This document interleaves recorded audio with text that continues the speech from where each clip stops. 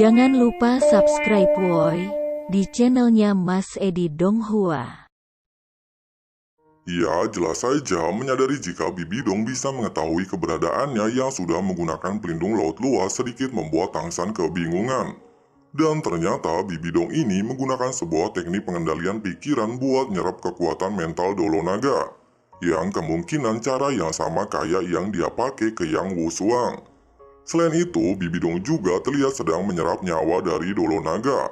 Cantik tapi kejam ya. Tapi baru saja menyadari hal itu, tiba-tiba beberapa anggota dari Sekte Pedang Angin sudah tiba di tempat itu buat nyerang Tangsan. 既然来了，就把命留下来吧。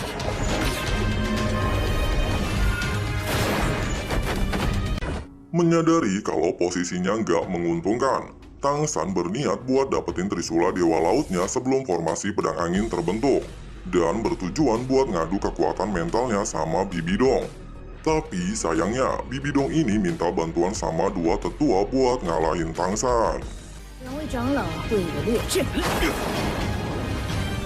那就用精神力再战一场。四级神光，呀！ 真实世界。 Dalam adu kekuatan mental itu, Tangsan gak taunya terbawa masuk ke dalam dunia mental Bibi Dong. Dunia mental itu disebut dunia pemburu Master, yang bakalan Bibi Dong gunain buat ngelenyapin Tangsan. Bahkan di dunia ilusi ini, Tangsan sama sekali gak bisa pakai kekuatan dari cincin rohnya. Meskipun dalam pertarungan sebelumnya Bibi Dong terluka parah, tapi berkat bantuan dari dua tetua dan teknik penyerapan kekuatan pikiran dari Dolo Naga, kekuatan mental Bibi Dong di dunia ini jauh di atas kekuatan mental Tangsan. Yang pastinya jika Tangsan terus-menerus berada di dunia itu, bukan hanya tubuhnya saja yang hancur, melainkan kekuatan pikirannya juga nggak akan tersisa. 99级巅峰斗罗，精神力强得可怕。他是想在这里直接摧毁我的精神力。你也在此魂消魄散吧。 Tapi seperti kata emak dan bapak, setiap kali kita dalam kesulitan pasti akan ada sebuah jalan, edan. Dan nyatanya kata-kata emak dan bapak itu terbukti. Tiba-tiba kekuatan Suantian alias kekuatan surga misterius Tangsan kembali terbangun. Yang dimana dengan bantuan kekuatan tersebut, meskipun dia nggak bisa pakai teknik roh, tapi kekuatan mentalnya akan terus-menerus terisi. Ditambah lagi dari pengalaman bertarungnya dengan Tang Chen. Dan di kota pembantaian yang juga membatasi kekuatan rohnya, Tangsan ini punya banyak pengalaman bertarung tanpa kekuatan roh. Ya jelas aja lihat mata Tangsan tiba-tiba berubah jadi emas. Bibi Dong pengen ngiloin. Maksudnya Bibi Dong ini kelihatan kebingungan. Pada dasarnya dalam dunia ini kekuatan mental Tangsan sudah ditekan olehnya, tapi kok nggak habis-habis ya?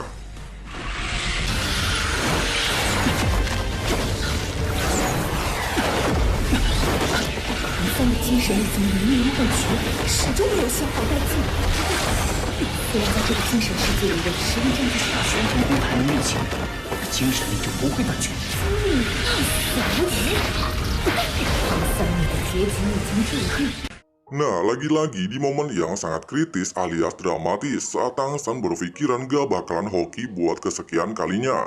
Kekuatan dari Dewa Asura yang tertidur di dalam dirinya tiba-tiba terbangun, yang seketika bertukar tempat dengan kekuatan Dewa Laut. Menyadari jika Tangsan tiba-tiba punya kekuatan mental yang kuat, dan dia fokuskan ke matanya, jelas aja bikin Bibi Dong tambah panik, dan nyoba buat nyerang Tangsan.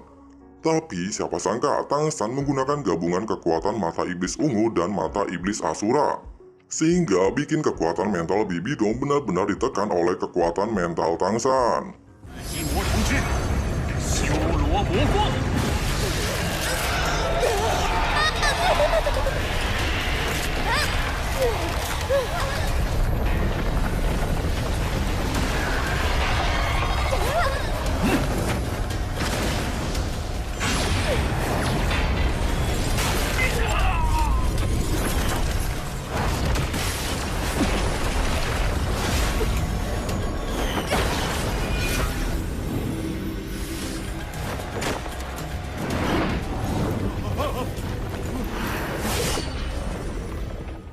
Di sisi lain, ngeliat teknik kuat yang dipakai Tangsan jelas saja bikin Oscar sama Ma Hongjun bingung. Pasalnya mereka nggak pernah lihat Tang San pakai teknik kayak gitu.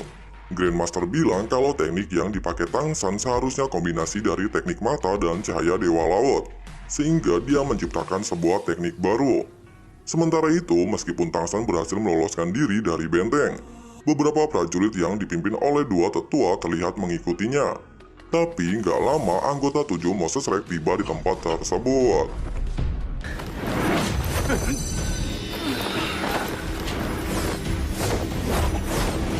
大家稳住！我要轻举妄动。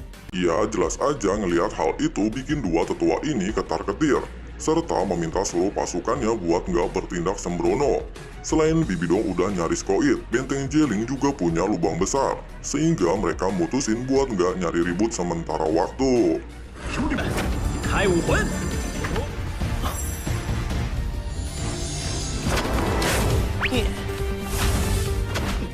Tapi sayangnya, meskipun kedatangan Tang San ini adalah hal yang sangat membanggakan karena dia berhasil ngambil Trisula dan ngacak-ngacak benteng Jeling seorang diri. Namun karena kekuatannya udah habis, dia pun rebahan. Edan. Sore harinya, lihat Oscar kelihatan bingung mikirin tagihan pinjol yang udah nagih mulu. Rongrong kasihan sama dia dan coba buat menghiburnya. Oscar bilang dia minta maaf selama dalam medan perang dia nggak bisa ngelindungin Ding Rongrong dengan baik, yang nyaris bikin dia koit di tangan Dolo Macan Iblis. Rongrong bilang dalam medan perang harus mengutamakan pasukan. Dia juga nggak nyangka kalau teknik pelindung pagodanya bisa rusak. Tapi nggak lama, Ning Fengzi sama Mbak Chen Xin tiba di tempat tersebut. Chen Xin bilang asalkan Rongrong bisa mencapai tingkat Feng Hao Dolo, kekuatan pelindung pagodanya bakalan terus meningkat. Jangankan Dolo Macan Iblis, Bibidong aja kemungkinan bakalan kesulitan buat nembus pertahanannya di masa depan. Edun. Kemudian muncul salah satu prajurit yang mengatakan kalau mereka ditunggu sama Kaisar Xiubeng buat rapat di camp militer. Di ruangan rapat ini mereka ngebahas mengenai camp makanan yang gak taunya secara diam-diam diracuni oleh pihak Kekaisaran Wuhun. Kalau kalian masih ingat, waktu Tang San ninggalin camp makanan, Ketua Sekte Lebah secara diam-diam ngeracunin para pasukan Tiando setelah diambil alih oleh Jenderal Gelong. Ayo, inget gak? Nah, menyadari jika kejadian tersebut adalah kesalahannya yang gak memperketat penjagaan, Gelong ini segera meminta maaf kepada Kaisar Xiubeng dan siap dihukum atas kesalahannya. Tapi dikarenakan dalam medan perang dilarang buat nurunin pangkat seorang jenderal. Terlebih lagi kasus itu sudah bisa ditangani oleh Yang Wudi yang lagi bikin obat penawar. Xiubeng ini akhirnya sedikit bersikap bijaksana dan minta Gelong buat nebus semua kesalahannya dengan jasa dia di medan perang kali ini. Fengzi mengatakan saat ini pasukan mereka sudah mendominasi medan perang. Terlebih lagi Bibidong juga sedang terluka parah, sehingga hal itu adalah kesempatan terbaik mereka buat melakukan serangan kedua. Tapi Grandmaster bilang kalau gerbang Jeling adalah benteng strategis, gampang bertahan, susah buat diserang. Terlebih lagi, Panazuge pasukan Tang juga nggak bisa digunain secara maksimal buat nerobos tuh benteng. Ya, jelas aja ucapan Grandmaster seketika bikin semua orang bingung. Udah ada kesempatan tapi nggak bisa bertindak. Kayak buah si malakama ya, maju salah, mundur salah. Gak lama, Chen Xin bawa sesosok orang berjubah buat nemuin Kaisar Xiubeng. Siapakah dia?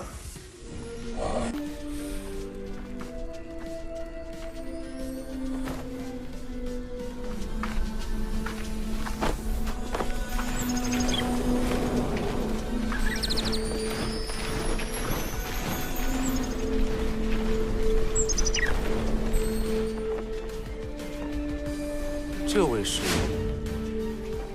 参见陛下，蓝电霸王龙宗不孝弟子，参见陛下。 Nah, nggak taunya orang ini adalah salah satu anggota dari Sekte Naga Petir Biru, alias keponakan Grandmaster yang bernama Yu Tianxin. Bener kan kayak kata Mimin bilang di spoiler minggu kemarin, dia ini keponakan Grandmaster bukan Tang Ho. Emang Mimin tuh udah ganteng, jago ngeramal kan? Canda-canda. Jelas aja lihat keponakannya masih hidup bikin Grandmaster bingung. Tianxin bilang saat Aula Wuhun nyerang sekte, dia sama Yu Tianheng lagi latihan di luar sekte. Itulah alasan dia sama Tianheng bisa selamat. Ya, jelas aja seketika di tempat itu mengandung perinya bawang yang kena mata.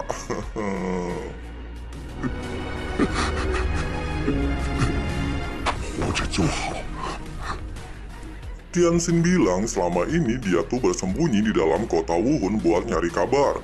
Di mana dia dengar kalau Kekaisaran Wuhun bakalan ngirim pasukan elit menuju gerbang Jeling.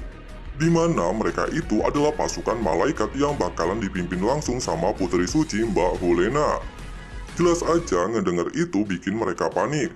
Pasalnya pasukan malaikat adalah pasukan paling elit dari Kekaisaran Wuhun yang ahli perang di udara. Dikatakan dulu pasukan malaikatlah yang memimpin ribuan pasukan Aula Wuhun buat nyerang Pulau Dewa Laut. Bahkan kekuatan mereka bisa menekan kekuatan dari 7 tetua Aula Dewa Laut. Edan. Setelah memberikan informasi itu, Tianxin ini pengen cepet-cepet balik ke kota Wuhun buat nemuin Tianheng. Pada awalnya, Grandmaster minta dia buat tetap tinggal di camp dan ngebantu perang di garis depan. Tapi Tianxin bilang, dalam medan perang selain mengandalkan garis depan, juga harus ada mata-mata di pasukan musuh. Nah, hal inilah yang selama ini diajarkan oleh Grandmaster kepadanya. Ya, jelas aja ngedengar ucapan itu, Grandmaster nggak bisa ngomong apa-apa lagi. Nah, itulah alur cerita Donghua Solen episode 230-nya. Gimana menurut kalian? Sesuai nggak sama spoiler yang Mimin kasih seminggu yang lalu? Coba tulis pendapat kalian di kolom komentar. Oke lah, makasih yang udah nonton sampai habis dan jangan lupa nyalain tombol notifikasinya biar kalian gak ketinggalan updatean video-video terbarunya.